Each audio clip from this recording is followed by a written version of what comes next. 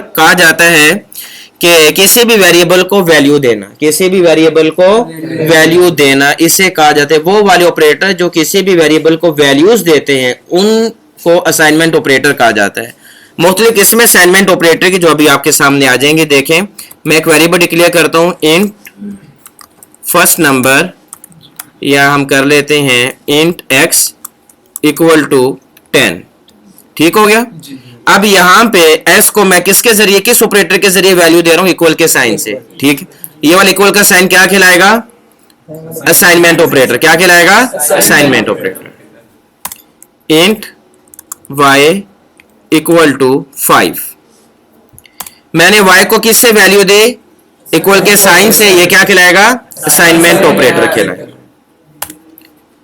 Int z equal to y plus x, मैंने z को value दी क्या इस्तेमाल करते हुए, इक्वल का साइन, जो क्या कहलाएगा, असाइनमेंट ऑपरेटर। अब यहां पे मैंने तो डायरेक्ट वैल्यूज दे दी थी, यहां पे मैंने वैल्यूज दी, वेरिएबल को वैल्यूज नहीं दी, मैंने रेफरेंस दे दिया वेरिएबल का। ठीक है, कि इन वेरिएबल में जो वैल्यूज मौजूद है वो ले आओ। y में क्या मौजूद है, और x में क्या मौजूद है, 10 मौजूद है। तो z को क्या वैल्यू साइन होगी, 15। ये क्लियर है, नहीं आता है, ठीक हो गया। अब मैं ये निचली लाइन खत्म कर देता हूं, मैं यूं करता हूं x equal to x plus y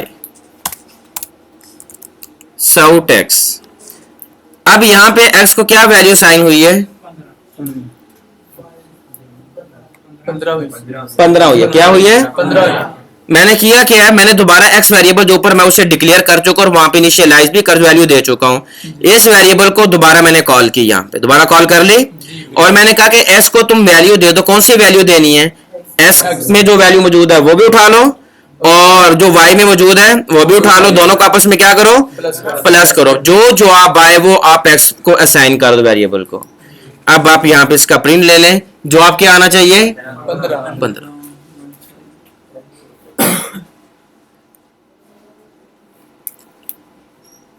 जवाब क्या आया, 15। ये क्लियर है। अब यहाँ पे जो ये वैल्यू हमने दी है ना, ये वाली s को ही हमने वैल्यू दी है x जमा y। कैसे, ये वैल्यू देने के मुख्तलिफ तरीके हैं, उनमें से एक तरीका तो ये वाला जो आपने अभी देख लिया। उससे अगले तरीके पे आ जाए। एक तरीका ये इस्तेमाल किया जाता है x y। अब देखें, y से पहले प्लस का साइन भी लगा है और इक्वल का साइन, यानी जो असाइनमेंट ऑपरेटर है वो भी लगा है। ये दोनों असाइनमेंट ऑपरेटर कहलाएंगे। अभी प्लस का और इक्वल का साइन, ये दोनों क्या कहलाएंगे, असाइनमेंट ऑपरेटर। और इसका मतलब क्या है, इसका मतलब ये है, जब मैंने ये लिखा x प्लस इक्वल का साइन y, इसका मतलब ये बनेगा, ये ऊपर वाला, कि मैं ये कहना चाह रहा हूं कि x को लो और प्लस कर दो किसको, y को, और जो भी वैल्यू बने वो साइन कर दो किसे, x को। तो अब भी क्या जवाब आना चाहिए, 15 जवाब। क्या जवाब आना चाहिए, 15। अब भी क्या जवाब आया, 15। अगर मैं यूं करूं कि यहां पे प्लस की बजाय मैं माइनस कर देता हूं, x माइनस इक्वल का साइन y, अब क्या जवाब आएगा, 5। अब हो क्या रहा है, अब हो ये रहा है, मैं यहां पे आगे इसकी वजाहत भी कर देता हूं। अब हो रहा है x को वैल्यू देनी है x माइनस y की।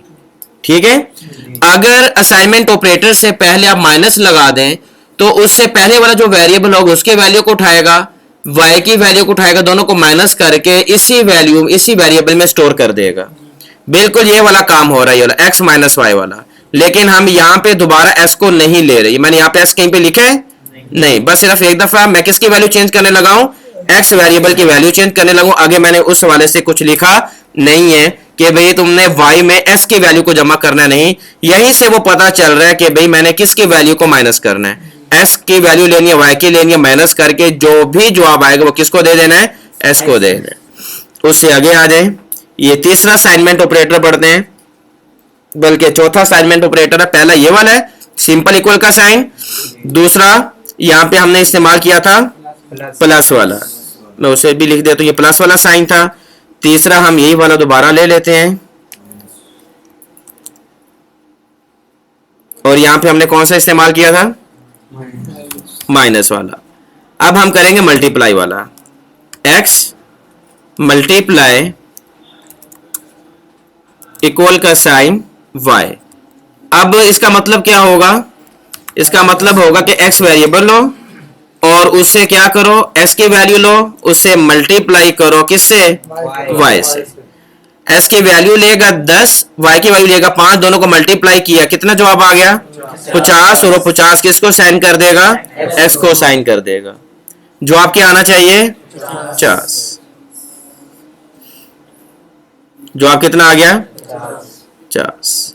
मैं इसी को ले लेता हूं, कॉपी किए, नीचे आ गए, ऊपर वाला मैं कोड खत्म करता हूं। यहां पे अब हम कर देते हैं डिवाइडेड बाय। अब क्या करेगा, s को y पे तकसीम कर देगा, 10 को 5 पे तकसीम किया, क्या जवाब आया 2। 2 किसको साइन हो जाएगा, x को। क्या जवाब आना चाहिए, क्या जवाब आया है 2। नीचे आ जाएं, ऊपर वाला भी मैं खत्म करता हूं, कमिट कर देता हूं। अब हम लेते हैं मॉड्यूलस। मॉड्यूलस का मतलब क्या होगा, मॉड्यूलस का मतलब होगा कि दोनों रकमों को तकसीम करो, जो रिमाइंडर हो वो वापस कर दो।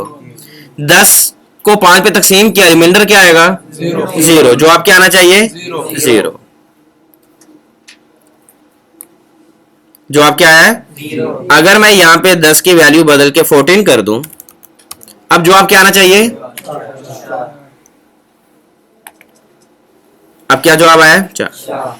तो ये वाले असाइनमेंट ऑपरेटर, इन ऑपरेटर्स को क्या कहा जाता है, असाइनमेंट ऑपरेटर। एक ये जो इक्वल का साइन, ये भी असाइनमेंट ऑपरेटर है।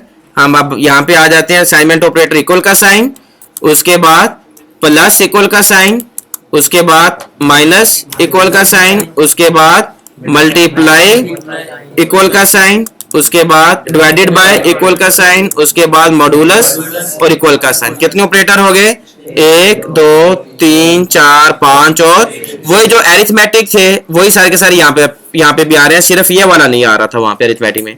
बाकी यही वाले प्लस वाला, माइनस वाला, मल्टीप्लाई वाला, डिवीजन वाला और मॉड्यूलस वहां पे भी थे, यहाँ पे भी हैं। और यहाँ पे के वाला ऑपरेटर का इजाफा है जिसे हम असाइनमेंट ऑपरेटर कहते हैं। और हर अरिथमेटिक ऑपरेटर के साथ आप देख रहे हैं इक्वल का साइन लगा हुआ है। इस इक्वल का साइन लगने की वजह से इन्हें कहा जाता है असाइनमेंट ऑपरेटर। क्या कहा जाता है, अगर कहीं पे भी इस तरह लिखा हुआ हो, इस तरह, तो आप समझ जाओ कि अब हो क्या रहा है, s की वैल्यू को मल्टीप्लाई किया जा रहा है किससे, y से, और फिर जो भी जवाब आएगा किसको साइन किया जा रहा है, s को साइन किया जा रहा है। जहां पे ये लिखा हुआ इससे समझ जाओ कि s की वैल्यू को प्लस किया जा रहा है y में, और जो जवाब आ रहा है वो किसको रिटर्न हो रहा है, s को। जहां पे ये उसका मतलब ये होगा कि x की रकम को y पे क्या किया जा रहा है, डिवाइड, तकसीम किया जा रहा है, और जो रिमाइंडर है, जो बाकी बच जाने वाला है, वो किसको साइन किया जा रहा है, s को साइन किया जा रहा है। तो इन्हें हम क्या बोलेंगे, असाइनमेंट ऑपरेटर्स। क्या बोलेंगे, ये बार यहां तक क्लियर है, ठीक। उससे आगे आते हैं हम, एक हम इस्तेमाल करते हैं जिसे हम कहते हैं डी मैस। क्या कहते हैं, डी मास। मैं यहां पे लिख दो DMAS, डी मास। ये कहा जाता है किसे, डिवीजन को कहते हैं, मल्टीप्लाई, एडिशन, सब्ट्रैक्शन को कहते हैं। इसका मतलब ये होता है डी मास का, सबसे पहले कौन सा अमल होगा, तकसीम का, उसके बाद ज़रब, उसके बाद जमा, और आखिर पे। अब हम ये देखते हैं, इस रूल को इंप्लीमेंट करते हैं, क्या वाकई ऐसा ही होता है। हम एक वेरिएबल लेते हैं इंट,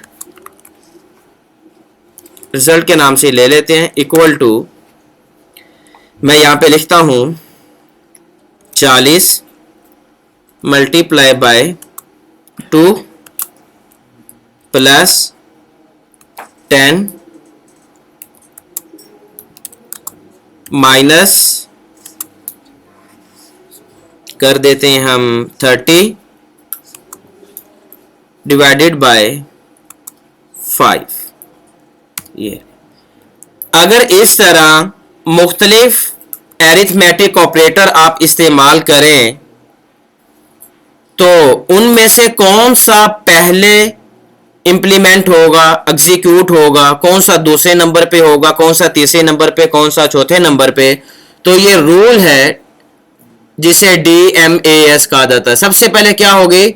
डिवीजन, उसके बाद मल्टीप्लाई, उसके बाद एडिशन, उसके बाद सब्ट्रैक्शन।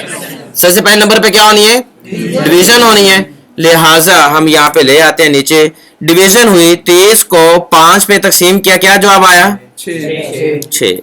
हम इतना हिस्सा ले लेते हैं, इतना हिस्सा कॉपी किया, यहाँ पे आ गए, यहाँ पे क्या जवाब आ गया?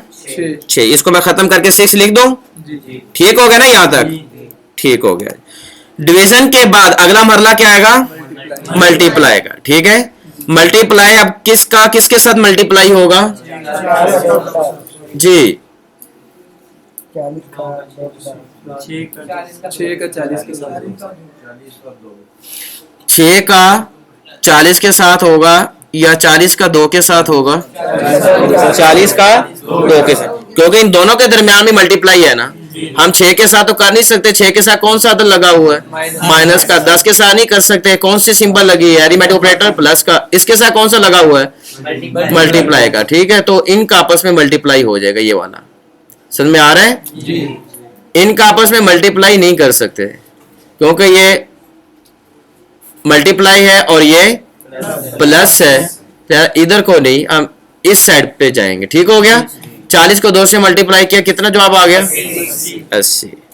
ठीक, मैं यहाँ पे 80 लिख दूं इस जगह पे, ये आ गया जी 80। 2 हो गया हमारे मरले। आगे अब क्या आएगा? एडिशन आएगा। ठीक है, एडिशन अब कौन सी रकम जमा होगी? ये वाली तो हमने कर ली, यहाँ पे माइनस है,